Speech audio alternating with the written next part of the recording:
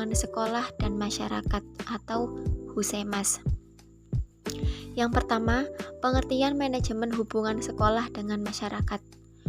Hubungan lembaga pendidikan dengan masyarakat pada hakikatnya merupakan suatu sarana yang sangat berperan dalam membina dan mengembangkan pertumbuhan pribadi peserta didik di sekolah.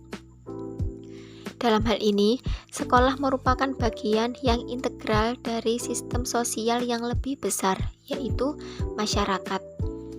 Sekolah dan masyarakat memiliki hubungan yang sangat erat dalam mencapai tujuan sekolah.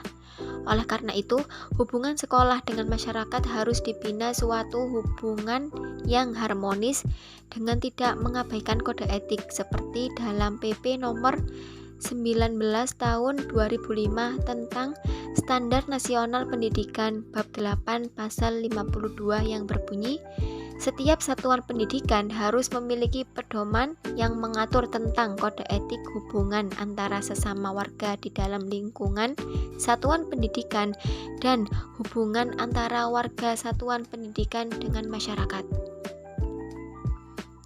Hubungan masyarakat sangat penting dalam manajemen pendidikan. Hubungan masyarakat mempunyai beberapa fungsi pokok dalam manajemen pendidikan, yaitu dapat menarik perhatian masyarakat umum sehingga meningkatkan relasi serta animo masyarakat terhadap lembaga pendidikan tertentu yang akhirnya menambah income bagi lembaga pendidikan agar dapat mencapai tujuan pendidikan yang ditetapkan. Gunawan 2011. Manajemen menurut Georg R. Terry dalam buku Manajemen Perkantoran Modern, yaitu suatu proses yang terdiri atas perencanaan, pengorganisasian, penggerakan, dan pengawasan yang dilakukan untuk menentukan dan mencapai tujuan-tujuan tertentu dengan menggunakan manusia dan sumber daya lainnya. Laksmi, Gani, dan Budiantoro tahun 2015. Sedangkan dari Stoner sebagaimana dikutip oleh Handoko tahun 1995 mengemukakan bahwa manajemen adalah proses perencanaan, pengorganisasian, pengarahan, dan pengawasan usaha-usaha para anggota organisasi dan penggunaan sumber-sumber daya organisasi lainnya agar mencapai tujuan yang telah ditetapkan. Ismaya tahun 2015. Dari berbagai pengertian para ahli tersebut, dapat ditarik kesimpulan bahwa proses manajemen merupakan suatu kegiatan yang dilakukan dengan cara menangani ataupun mengelola suatu bentuk kegiatan mulai dari perencanaan hingga pengawasan untuk mencapai tujuan dan sasaran yang telah ditentukan. Poin yang kedua, prinsip peningkatan partisipasi masyarakat. Menurut Departemen for International Development, dalam panduan pelaksanaan pendekatan partisipatif Sumampo tahun 2004, prinsip-prinsip partisipasi masyarakat adalah sebagai berikut. 1. Cakupan. Semua orang atau wakil-wakil dari semua kelompok yang terkena dampak dari hasil-hasil suatu keputusan atau proses proyek pembangunan. 2. Kesetaraan dan kemitraan.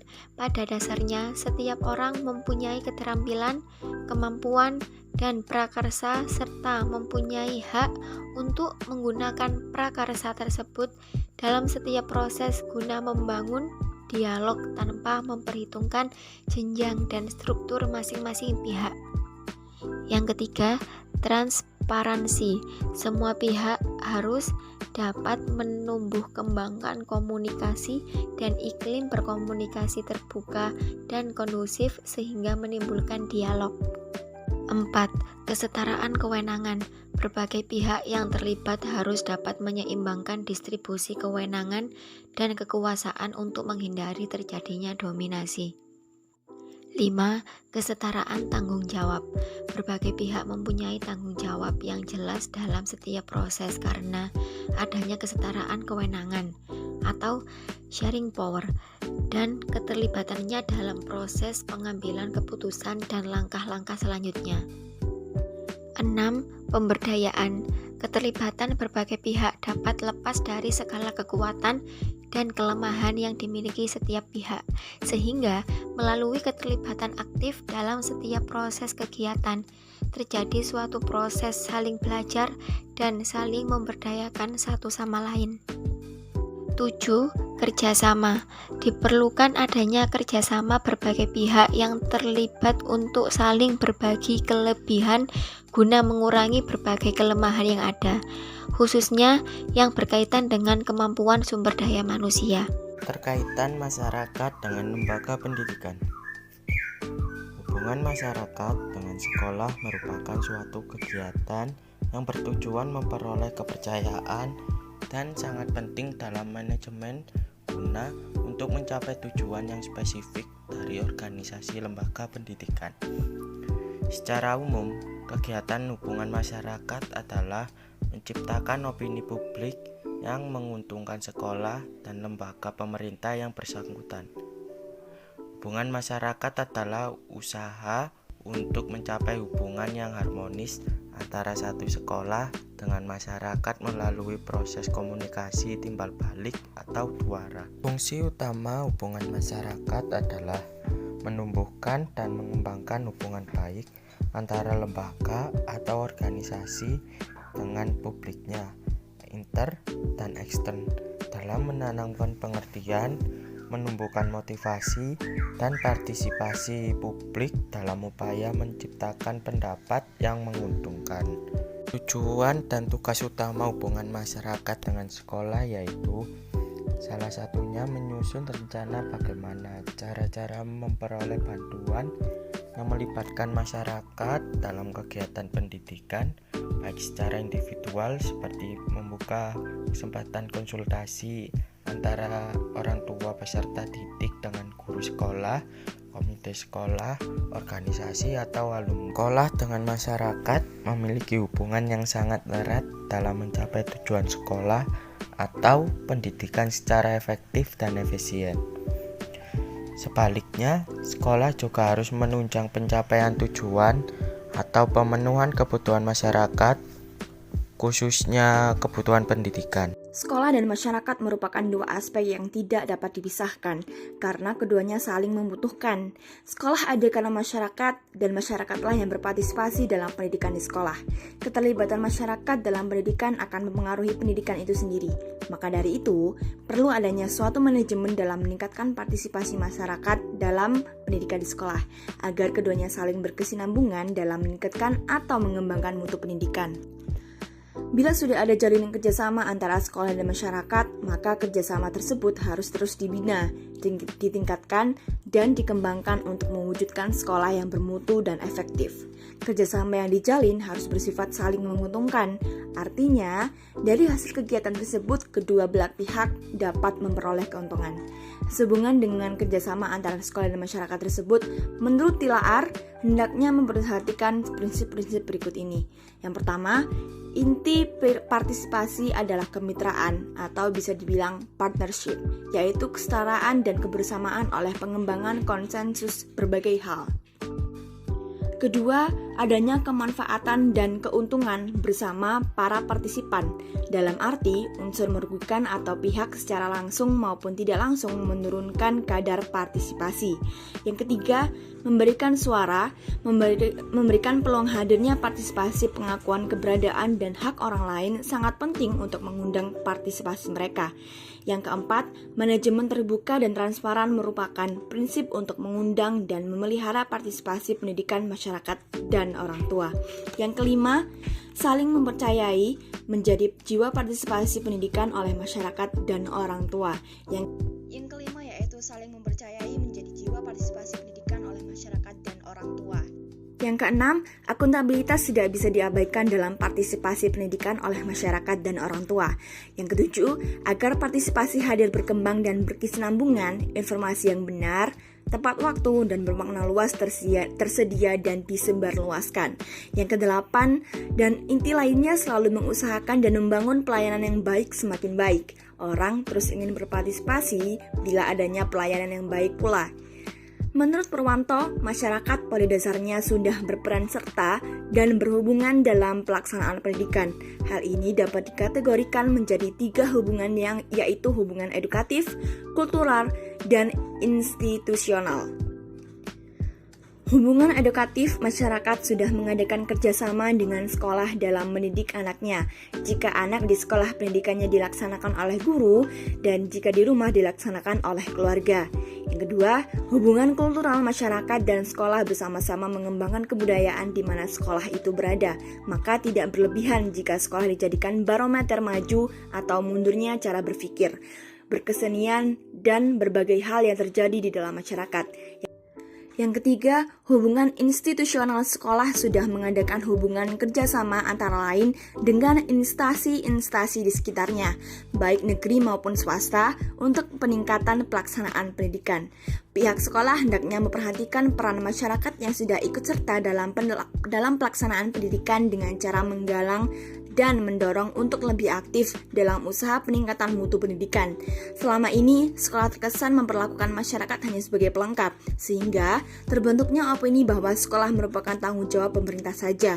Untuk lebih menarik keterlibatan masyarakat, perlu membuat aktivitas-aktivitas yang diharapkan mampu membangkitkan partisipasi aktif masyarakat dalam ikut memajukan sekolah yang dikoordinasi komite sekolah.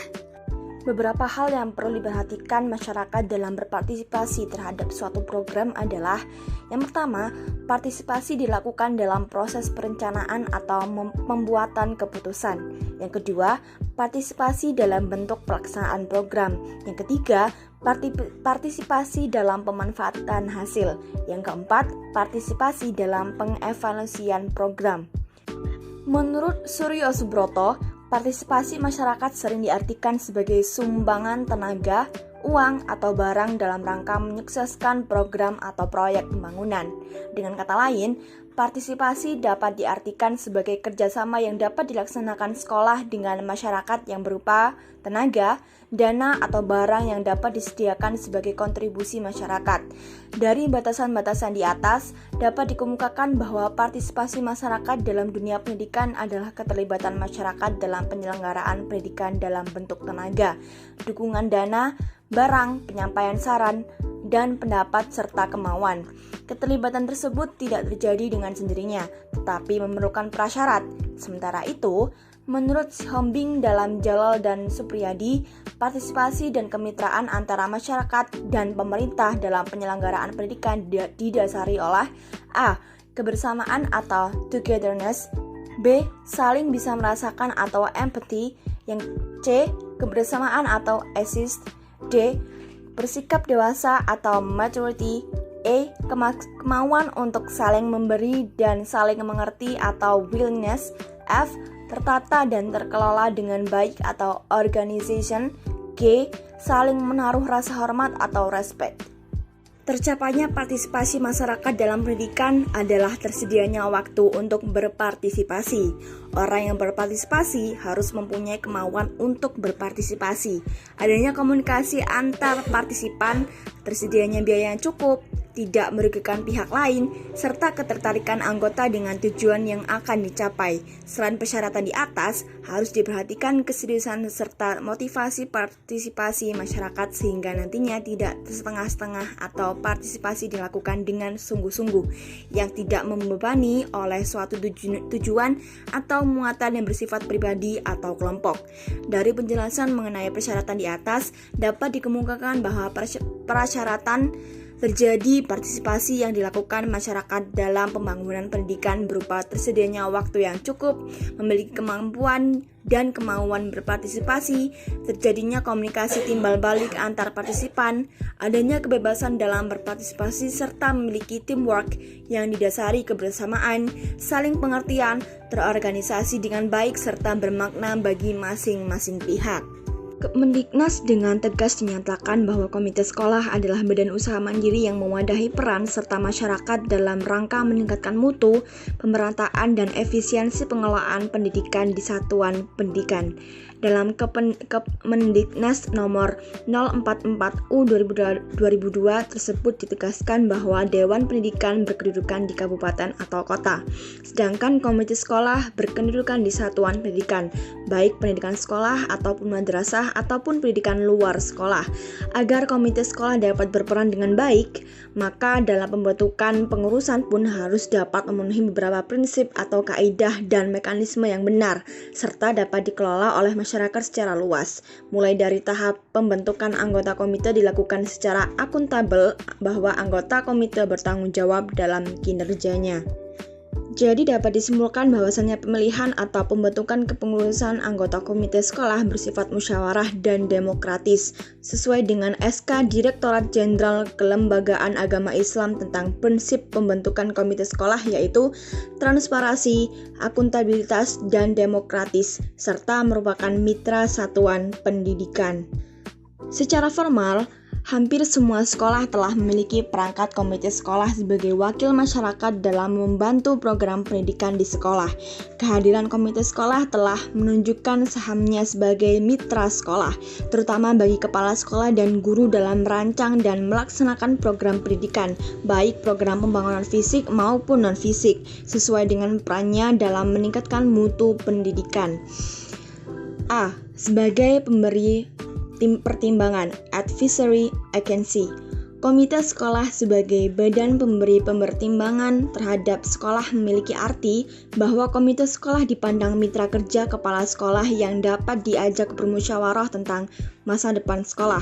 Melalui komite sekolah, orang tua dan masyarakat dapat ikut serta merumuskan visi dan misi, tujuan dan sasaran yang akan dicapai oleh sekolah, sampai dengan menetapkan cara atau strategi yang akan ditempuh untuk mencapainya yang berupa rumusan kebijakan, program, dan kegiatan sekolah.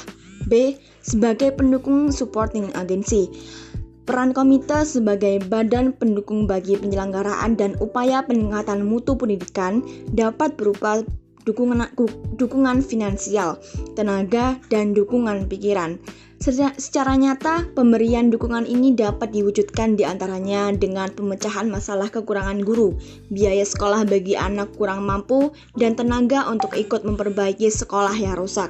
Pemberdayaan bantuan sarana dan prasarana yang diperlukan di sekolah melalui sumber daya yang ada pada masyarakat.